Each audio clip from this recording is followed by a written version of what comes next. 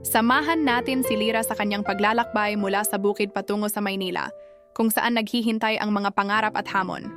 Ito ang kwento ng pag-asa, sakripisyo, at pagmamahal sa pamilya. Ito ang kwento ni Lira.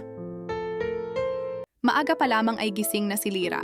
Kahit na ang araw ay hindi pa sumisilay sa silangan, ang kanyang mga kamay ay abala na sa paghahanda ng almusal para sa kanyang pamilya. Sinigang na may lamang gulay mula sa kanilang bakuran at pritong tuyo ang kanilang ihahain sa hapag. Simpleng pagkain, ngunit sapat upang magbigay lakas sa kanyang ama at mga kapatid para sa maghapong trabaho sa bukid. Habang nagluluto, hindi maiwasan ni Lira na mapatingin sa malawak na taniman ng palay na kanilang ikinabubuhay. Kulay ginto na ang mga uhay, tanda na malapit na ang anihan. Ngunit sa kabila nito, hindi pa rin maalis ang pangamba sa kanyang puso. Alam niyang kahit masagana ang kanilang ani, hindi pa rin ito sapat para matustusan ang kanilang mga pangangailangan. Lira anak, ano't gising ka na? Tanong ng kanyang ina na si Aling Ising na kararating lamang mula sa pag-iigib ng tubig. Inay, nagluluto na po ako ng almusal. Ikaw talagang bata ka, napakasipag mo. Sabi ni Aling Ising sabay haplos sa pisngi ni Lira. Alam kong mahirap sa'yo ang desisyon mong umalis, pero naiintindihan ko. Gusto mo lang makatulong sa atin. Napayuko si Lira. Inay, gusto ko pong bigyan kayo ng magandang buhay. Gusto ko pong makapag-aral ang mga kapatid ko. Alam ko pong sa Maynila, mas malaki ang oportunidad. Anak, ang mahalaga ay mag-ingat ka doon. Huwag kang magpapaloko sa mga masasamang tao at huwag mo kaming kalilimutan. Hindi ko po kayo kakalimutan, Inay. Sagot ni Lira sabay yakap sa kanyang ina. Lagi po kayong nasa puso ko. Pagkatapos ng almusal, naghanda na si Lira para sa kanyang pag-alis. Isinilid niya sa isang lumang maleta ang kanyang mga damit at ilang personal na gamit. Bago siya umalis, nagtungo siya sa kapilya upang manalangin humingi siya ng gabay at proteksyon sa Panginoon. Paglabas niya ng kapilya, naroon na ang kanyang pamilya at mga kaibigan naghihintay sa kanya. May mga luha sa kanilang mga mata, ngunit nakangiti pa rin sila. Lira, mag-iingat ka doon ha. Huwag kang magpabaya sa sarili mo. Sabi ng kanyang ama na si Mang Tomas. Opo, Itay. Sagot ni Lira. Lagi ko po kayong susundin. Isa-isa siyang niyakap ng kanyang mga kapatid at mga kaibigan. May mga nagbigay sa kanya ng mga payo. May mga nagbigay sa kanya ng mga regalo. Ngunit ang pinakamahalagang regalo na natanggap niya ay ang kanilang pagmamahal at suporta. Sumakay si Lira sa bus na patungo sa Maynila. Habang papalayo siya sa kanyang bayan, hindi niya maiwasang mapaluha. Ngunit sa kabila ng kanyang lungkot, mayroon ding pag-asa sa kanyang puso. Alam niyang naghihintay sa kanya ang isang bagong buhay sa Maynila. Isang buhay na puno ng mga oportunidad, ngunit puno rin ng mga hamon. Kaya ko to. Sabi ni Lira sa kanyang sarili. Para sa aking pamilya, kakayanin ko ang lahat. At sa kanyang puso, dala niya ang pangarap na makamit ang tagumpay sa layo. Sa pagdating ni Lira sa Maynila, bumungad sa kanya ang isang magulong mundo na puno ng ingay, usok at mga taong nagmamadali. Iba't ibang mukha, iba't ibang kwento. Mula sa bus terminal, agad siyang naghanap ng masasakyan papunta sa tirahan ng kanyang tiyahin na si Aling Clara, na siyang tumayong gabay niya sa malaking lungsod. Ang bahay ni Aling Clara ay isang maliit na apartment sa isang siksikang lugar sa Maynila. Simple lamang ito, ngunit malinis at maayos. Sinalubong siya ng kanyang tiyahin ng isang mahigpit na yakap. Lira anak, maligayang pagdating sa Maynila. Bati ni Aling Clara. Mabuti naman at nakarating ka ng ligtas. Salamat po, Tia Clara. Sagot ni Lira. Medyo nakakapagod po ang biyahe pero ayos lang po ako. Magpahinga ka muna. Mamaya, maghahanap tayo ng trabaho para sa'yo. Sabi ni Aling Clara. Kinabukasan, sinamahan ni Aling Clara si Lira sa paghahanap ng trabaho. Nag-apply siya sa iba't ibang mga fast food chain, mga tindahan at mga pabrika. Ngunit sa kasamaang palad, wala sa kaniyang tumanggap. Huwag kang mawalan ng pag-asa, Lira. Sabi ni Aling Clara. Marami pang ibang oportunidad. Kailangan lang natin magtiyaga. Hindi sumuko si Lira. Araw-araw siyang naghahanap ng trabaho. Minsan, nakakatanggap siya ng mga pangako, ngunit nauuwi lamang sa wala. Sa kabila ng kanyang mga paghihirap, hindi niya nakakalimutan ang kanyang pamilya sa probinsya. Regular siyang sumusulat sa kanila at nagpapadala ng kaunting pera mula sa kanyang naipong allowance. Isang araw, habang naglalakad siya sa isang kalye, nakita niya ang isang karatula na naghahanap ng kasambahay. Sinubukan niyang mag-apply, kahit na hindi niya alam kung paano ang mga gawaing bahay. Pasensya na, iha. Pero kailangan namin ng may karanasan na. Sabi ng may-ari ng bahay. Ma'am, handa po akong matuto. Kailangan ko lang po talaga ng trabaho. Naantig ang puso ng may-ari ng bahay sa sinabi ni Lyra. Binigyan niya ito ng pagkakataon. Sige, bibigyan kita ng 1 linggo para patunayan ang sarili mo. Kung magaling ka, kukunin kita. Kung hindi, pasensya na. Tuwang-tuwa si Lyra. Ipinangako niya sa kanyang sarili na gagawin niya ang lahat ng kanyang makakaya upang makuha ang trabaho. Sa loob ng 1 linggo, nagpakitang gilas si Lyra sa kanyang mga gawain. Naglinis siya ng bahay, naglaba, nagluto, at nag-alaga ng mga bata. Kahit na nahihirapan siya, hindi siya nagreklamo. Pagkatapos ng 1 linggo, kinausap siya ng may-ari ng bahay. Lyra, impress ako sa'yo. Masipag ka, matulungin, at mapagkakatiwalaan. Kukunin na kita bilang kasambahay. Hindi mapigilan ni Lyra ang kanyang tuwa. Sa wakas, nagkaroon na siya ng trabaho. Maraming salamat po, ma'am. Hindi ko po kayo bibiguin. Sa kanyang bagong trabaho, natutunan ni Lyra ang maraming bagay. Natutunan niya ang mga gawaing bahay. Natutunan niya ang makisama sa iba't ibang uri ng tao. At natutunan niya ang maging responsable at disiplinado. Sa bawat araw na lumilipas, lalo siyang nagiging determinado na magtagumpay sa Maynila. Hindi lamang para sa kanyang sarili, kundi para rin sa kanyang pamilya. Alam niyang malayo pa ang kanyang lalakbayan, ngunit handa siyang harapin ang anumang pagsubok na darating sa kanyang buhay. Dahil sa kanyang pagsisikap at determinasyon, unti-unti niyang natutupad ang kanyang mga pangarap. Nakapagpadala siya ng mas malaking halaga ng pera sa kanyang pamilya, nakapagpaaral siya ng kanyang mga kapatid, at nakapag-ipon siya para sa kanyang sariling kinabukasan. Sa Maynila, natagpuan ni Lyra hindi lamang ang kanyang trabaho, kundi pati na rin ang kanyang sarili. Natutunan niya ang kanyang mga kalakasan at kahinaan, natutunan niya ang kanyang mga limitasyon, at natutunan niya ang kanyang tunay na halaga. At sa kanyang puso, dala-dala pa rin niya ang pangarap na makamit ang tagumpay. Sa unang buwan ni Lyra bilang kasambahay, mabilis siyang napalapit sa pamilya na kanyang pinaglilingkuran.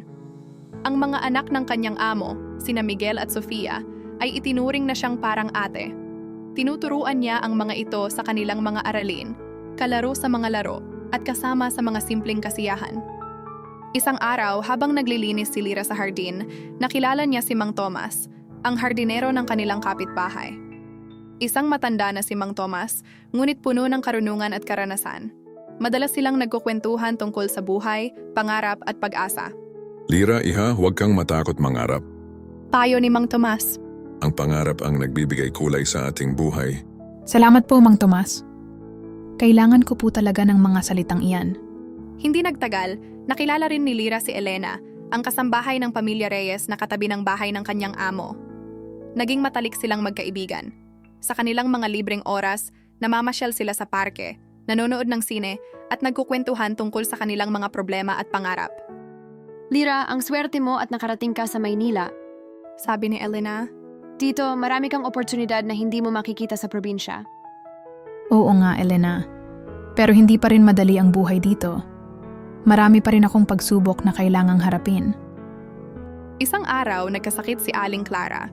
Kinailangan niyang magpahinga at hindi makapagtrabaho. Dahil dito, nabawasan ang kita ni Lyra. Hindi niya alam kung paano niya matutustusan ang pangangailangan ng kanyang pamilya sa probinsya. Huwag kang mag-alala, Lyra. Tutulungan kita. Meron akong sideline na paggawa ng mga handicrafts. Kung gusto mo, maaari kitang turuan. Tuwang-tuwa si Lyra sa alok ni Elena. Agad siyang nag-aral gumawa ng mga handicrafts. Sa tulong ni Elena, nakabenta siya ng mga ito sa kanyang mga kaibigan at kapitbahay.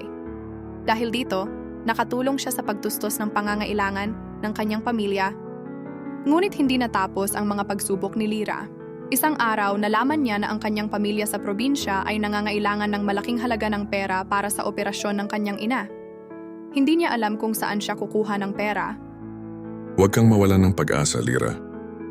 Sabi ni Mang Tomas. Mayroon akong alam na isang organisasyon na tumutulong sa mga taong nangangailangan. Subukan mong lumapit sa kanila. Agad na pumunta si Lyra sa organisasyon na sinabi ni Mang Tomas. Pagkatapos niyang magpaliwanag, tinulungan siya ng mga ito na makakuha ng pondo para sa operasyon ng kanyang ina. Dahil sa tulong ng kanyang mga kaibigan at ng organisasyon, nakapagpagamot ang kanyang ina. Labis ang pasasalamat ni Lyra sa lahat ng mga taong tumulong sa kanya.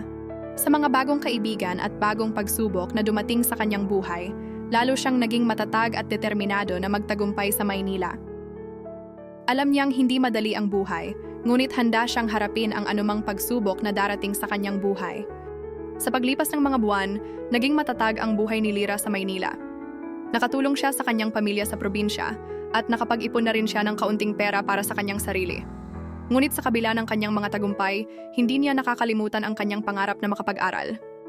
Isang araw habang nagbabasa siya ng dyaryo, nakita niya ang isang ad para sa isang scholarship program para sa mga working students. Agad siyang nag-apply, kahit na hindi siya sigurado kung matatanggap siya. Lyra, iha, subukan mo lang. Walang mawawala sa'yo. Malay mo, ito na ang pagkakataon mo. Sa ad ni Aling Clara.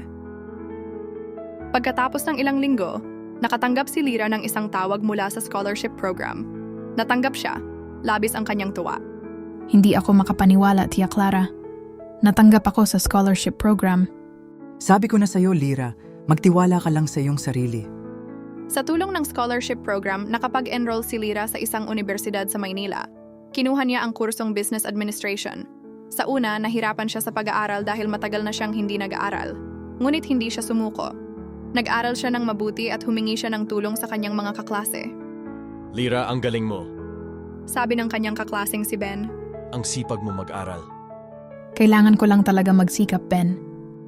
Gusto kong makatapos ng pag-aaral para matulungan ko ang aking pamilya. Hindi naging madali para kay Lyra ang pagsasabay ng pagtatrabaho at pag-aaral. Madalas siyang puyat at pagod, ngunit hindi siya nagreklamo. Alam niyang ito ang kanyang pagkakataon na makamit ang kanyang pangarap.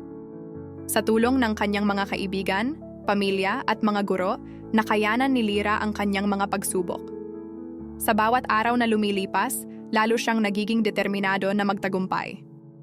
Isang araw, habang naglalakad siya sa universidad, nakita niya si Miguel at Sofia, ang mga anak ng kanyang amo. Lyra! Sigaw ni Miguel. Anong ginagawa mo dito? Nag-aaral ako dito. Sagot ni Lyra. Wow, ang galing mo naman. Sabi ni Sofia. Gusto rin naming mag-aral dito paglaki namin. Napangiti si Lyra. Alam niyang malayo pa ang kanyang lalakbayin, ngunit handa siyang harapin ang anumang pagsubok na darating sa kanyang buhay. Dahil sa kanyang pagsisikap at determinasyon, unti-unti niyang natutupad ang kanyang mga pangarap. Hindi lamang para sa kanyang sarili, kundi para rin sa kanyang pamilya at sa mga taong nagmamahal sa kanya. Habang abala si Lyra sa kanyang pag-aaral at trabaho, hindi niya inaasahang darating ang pag-ibig sa kanyang buhay. Isang araw, habang nagtatrabaho siya sa bahay ng kanyang amo, nakilala niya si David, ang anak ng kanilang business partner. Si David ay isang binatang may mabuting puso at respeto sa kapwa. Madalas siyang bumibisita sa bahay ng kanyang mga magulang, at sa bawat pagbisita niya, hindi niya nakakalimutang kamustahin si Lyra. Kumusta ka, Lyra? Tanong ni David. Mukhang pagod ka yata ngayon. Medyo po, Sir David. Pero ayos lang po ako. Huwag mo masyadong pag-uri ng sarili mo. Magpahinga ka rin paminsan-minsan. Sa mga simpleng pag-uusap na iyon, unti-unting nahuhulog ang loob ni Lyra kay David. Ngunit alam niyang hindi sila pwede. Si David ay mayaman at nakapag-aral, samantalang siya ay isang simpleng kasambahay lamang. Isang araw, inamin ni David kay Lyra ang kanyang nararamdaman. Lyra, gusto ko sanang malaman mo na matagal na kitang gusto. Alam kong hindi tayo pareho ng estado sa buhay, pero hindi ko mapigilan ang nararamdaman ko. Nagulat si Lyra sa sinabi ni David. Hindi niya alam kung ano ang kanyang isasagot. Sir David, hindi po pwede. Magkaiba po tayo ng mundo. Hindi ako naniniwala dyan, Lyra. Ang pag-ibig ay walang pinipiling estado sa buhay. Sa kabila ng kanyang pag-aalinlangan, hindi napigilan ni Lyra ang kanyang puso. Inamin din niya kay David na gusto rin niya ito. Naging magkasintahan sina Lyra at David. Sa simula, maraming humadlang sa kanilang relasyon. Ang mga magulang ni David ay hindi sang-ayon sa kanilang relasyon dahil hindi nila gusto si Lyra para sa kanilang anak. Ngunit hindi sila nagpatinag. Pinaglaban nila ang kanilang pagmamahalan. David, alam kong mahirap ang sitwasyon natin. Pero kung mahal natin ang isa't isa, kakayanin natin ang lahat. Tama ka, Lyra, kahit kailan hindi ako susuko sa'yo. Sa tulong ng kanilang pagmamahalan, napagtagumpayan nila ang lahat ng mga pagsubok. Sa huli, tinanggap din sila ng mga magulang ni David. Naging masaya at matatag ang relasyon ni Lira at David. Sa bawat araw na lumilipas, lalo silang nagmamahalan. Isang araw nagpropose si David kay Lira. Lira, will you marry me? Hindi mapigilan ni Lira ang kanyang luha. Yes, David, I will marry you. Sa Maynila, natagpuan ni Lira hindi lamang ang kanyang trabaho at pangarap, kundi pati na rin ang kanyang tunay na pag-ibig. Natutunan niya na ang pag-ibig ay walang pinipiling estado sa buhay. Basta't mahal mo ang isang tao, handa kang harapin ang anumang pagsubok na darating sa iyong buhay. Pagkatapos ng ilang taon, nakapagtapos si Lira ng kanyang pag-aaral sa kursong Business Administration. Dahil sa kanyang sipag at determinasyon, nakakuha siya ng mataas na marka. Labis ang kanyang tuwa dahil natupad na niya ang isa sa kanyang mga pangarap. Hindi nagtagal, ikinasal sina Lira at David. Naging simple ngunit masaya ang kanilang kasal. Dumalo ang kanilang mga pamilya, kaibigan at mga taong sumuporta sa kanilang relasyon. Pagkatapos ng kanilang kasal, nagdesisyon sina Lira at David na bumalik sa probinsya. Gusto nilang tulungan ang mga kababayan ni Lira na magkaroon ng mas magandang buhay. David, gusto kong magtayo ng negosyo sa probinsya. Gusto kong makatulong sa mga tao doon. Sige Lira, tutulungan kita. Alam kong malaki ang maitutulong natin sa kanila. Sa tulong ng kanilang ipon, nagtayo sina Lira at David ng isang maliit na negosyo sa probinsya. Nagtayo sila ng isang kooperatiba kung saan maaaring makautang ang mga magsasaka at mangingisda ng pera para sa kanilang mga pangangailangan. Tinuruan din nila ang mga ito ng mga bagong paraan ng pagtatanim at pangingisda upang mapataas ang kanilang kita. Hindi nagtagal, umunlad ang negosyo ni Lira at David. Maraming mga tao sa probinsya ang natulungan nila.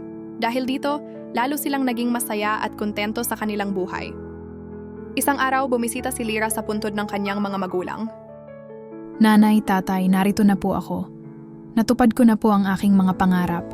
Nakapagtapos na po ako ng pag-aaral, nakapag-asawa na po ako, at nakatulong na po ako sa ating mga kababayan. Hindi mapigilan ni Lira ang kanyang luha. Alam niyang masaya ang kanyang mga magulang sa kanyang mga nagawa. Sa Maynila, natutunan ni Lira ang maraming bagay. Natutunan niya ang maging matatag, maging determinado, at maging mapagmahal. Ngunit ang pinakamahalagang natutunan niya ay ang pagtulong sa kapwa. Dahil dito, naging mas makabuluhan ang kanyang buhay. Sa kanyang pagbabalik sa probinsya, dala-dala ni Lira ang kanyang mga pangarap at pag-asa. Alam niyang marami pang mga pagsubok na darating sa kanyang buhay, ngunit handa siyang harapin ang mga ito. Dahil sa kanyang pagsisikap at determinasyon, alam niyang makakamit niya ang tagumpay sa buhay. Hindi lamang para sa kanyang sarili, kundi para rin sa kanyang pamilya at sa kanyang mga kababayan. Wakas.